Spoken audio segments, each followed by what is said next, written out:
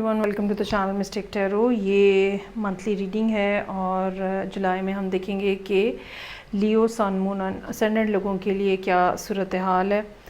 पहली बात जो मैं यहाँ पे कहना चाहूँगी वो ये कि ये रीडिंग जो है ख़ास तौर पे रिलेशनशिप के हवाले से ये रीडिंग जो है पहले वाली जो रीडिंग्स चल रही हैं पिछले कुछ महीनों से उन्हीं की कंटिन्यूएशन जो है वो नज़र आ रही है। और अगर वो आपसे रेजोनेट कर रही थी रिलेशनशिप के हवाले से तो डेफ़िनेटली ये भी आप ही के लिए है।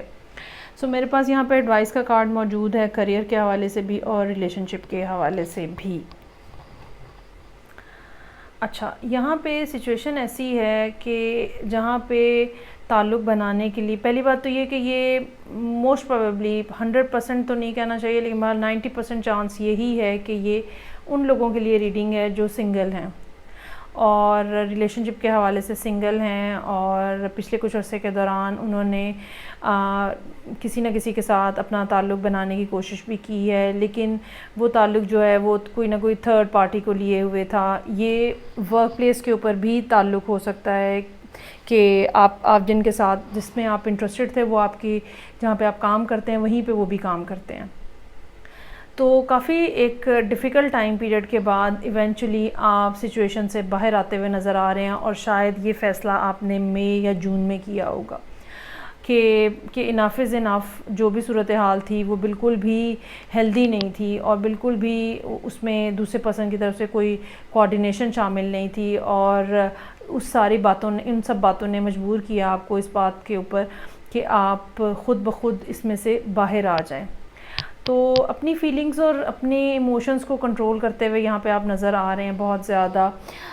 इसमें सबसे ज़्यादा ज़रूरी बात जो है वो ये समझने की है कि आपको इस बात के ऊपर यकीन रखना है कि जो आपने फ़ैसला किया है वो 101% ट्रू है और ऐसा ही करना चाहिए था।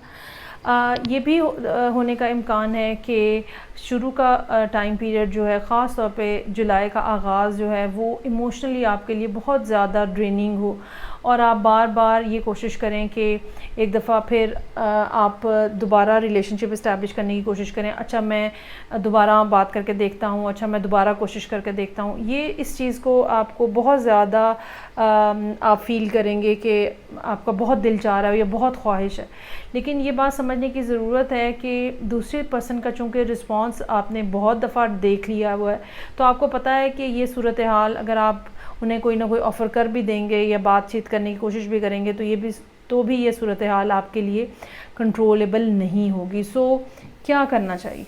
बेहतर ये है कि आप अपने आप को कंट्रोल करें, अपने आप को कंट्रोल करें, अपने इमोशंस को कंट्रोल करें, अपनी फीलिंग्स को कंट्रोल करें, उन जज्बात को कंट्रोल करें जो बहुत मैसिव हो सकते हैं या बहुत ज़्यादा डिफ़िकल्ट हो सकते हैं, क्योंकि यहाँ पे 10 ऑफ वॉन्ड्स का कार्ड मौजूद है जहाँ पे ये पता चलता है हमें कि चीज़ें जो हैं वो आपके लिए काफ़ी ज़्यादा डिफ़िकल्ट जो हैं वो हैं। अच्छा, जो बात मैंने ये कही कि सिंगल पर्सन है उसकी रीज़न ये है कि यहाँ पे इस बात की भी इंडिकेशन मौजूद है कि ये कोई सीक्रेट रिलेशनशिप हो सकता है और ये भी इंडिकेशन मौजूद है कि ये थर्ड पार्टी की सूरत हाल भी हो सकती है। सो यहाँ पे आपके लिए जो एडवाइस का कार्ड है वो your commitment is being tested.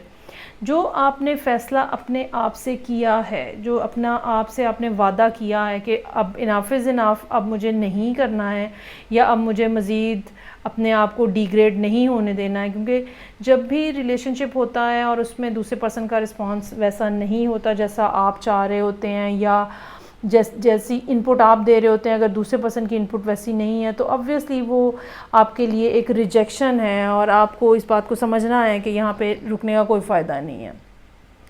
और व्हील ऑफ फॉर्चून यहाँ है, आप मेंटली इस बात के ऊपर अपने आप को आहिस्ता आहिस्ता कंसोल भी कर रहे हैं और कन्विंस भी कर रहे हैं कि ये एक ऐसी सिचुएशन है जिसमें से कोई नतीजा नहीं निकल सकता। तो यही आपकी कमिटमेंट जो है इसी के बारे में है कि your commitment is being tested. इस महीने के अंदर इस बात का भरपूर इम्कान मौजूद है कि आपका दिल आपको बार बार मजबूर करे कि चलो एक ट्राई और कर लेते हैं, अच्छा एक दफ़ा फिर और कर लेते हैं, अच्छा फिर एक दफ़ा सही, बस अब आखिरी दफ़ा सही। सो इस चीज़ को, इस टेम्पटेशन को आपको कंट्रोल करने की बहुत ज़्यादा ज़रूरत होगी, पहली बात। और ये बात है रिलेशनशिप के हवाले से। अच्छा, अब हम आ जाते हैं करियर के मामलात के ऊपर और फाइनेंस के मामलात के ऊपर। فائنینشیل سچویشن اس مہینے جو ہے وہ کوئی بہت بری نہیں ہے، ٹھیک ہے، اور پچھلے کچھ عرصے میں جو بھی صورتحال آپ نے دیکھی ہے کم از کم اس سے بہتر ہے. آپ کی ایک گریجول قسم کی پروموشن کہہ لیں یا گریجول قسم کی انکریز کہہ لیں، آپ کی جو ارننگ ہے اس کے اندر وہ نظر آ رہی ہے، اور اس میں کوئی شک نہیں ہے کہ آپ نے کافی زیادہ اس کے لیے کام بھی کیا ہے. بہت ساری ہو سکتا ہے کہ آپ نے کچھ ایسی چیزیں سیکھی ہوں، کچھ نہ کچھ کورسز کیے ہوں، کچھ لوگوں کے ساتھ مل کے کام کیا ہو، اور اب آہستہ آہستہ آپ ایک ڈیفیکلٹ پیچ سے باہر آتے جا رہے ہیں. مئی اور جون کا ٹائم پیریڈ جو ہے وہ فائنینشیل پوائنٹ آف ویو سے بھی ڈیفیکلٹ نظر آ رہا ہے. ہو سکتا ہے کہ آپ کو کچھ سرٹن پیمنٹس جو ہیں وہ کرنی ہوں، جس کی وجہ سے آپ کا بجٹ کافی زیادہ ہل چکا ہو. لیکن اب بہرحال جولائی کے سٹارٹ کے اوپر آپ کی پوزیشن جو ہے وہ اچھی ہے، اتنی اچھی ہے کہ آپ اپنے کمائے ہوئے پیسوں کو استعمال کر سکتے ہیں اور انجوائے کر سکتے ہیں. اور یہاں پہ اسٹار کا کارڈ موجود ہے، ٹھیک ہے. اگین یہ اس بات کی طرف اشارہ کر رہا ہے کہ جو معاملات ہیں آپ کے وہ ایک پازیٹیو ڈائریکشن میں آگے بڑھ رہے ہیں، تو اس صورتحال کو آپ کو انجوائے کرنا چاہیے. اچھا، اس میں جو چیزیں ہیں جو کہ یہاں پہ امپورٹنٹ ہیں یا جن کا آپ کو خیال رکھنا ہے، وہ مجھے یہ لگتا ہے کہ second half of the month میں جا کے کوئی نہ کوئی اس قسم کی بات ہوتی ہوئی نظر آ رہی ہے جو کہ کہیں نہ کہیں کولیبریشن پہ جائے. اور یہ کولیبریشن جو ہے یہ کسی اولڈ فرینڈ کی طرف سے آپ کے لیے سامنے آ سکتی ہے. مجھے یہ لگتا ہے کہ آپ کو اس قسم کی کسی بھی کولیبریشن کے اوپر بہت ہی زیادہ سوچ بچار کر کے اور پھر جو ہے وہ اس بات کو کنسیڈر کرنا چاہیے.